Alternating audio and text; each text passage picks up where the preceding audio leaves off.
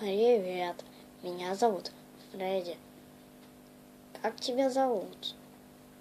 Что ты любишь делать, когда... Не знаю, когда играешь? А? Эй, Фредди, ты что там делаешь? Просто говорю. А что? Да иди уже, гуляй сам по себе. Да не хочу я. Я сказал, иди.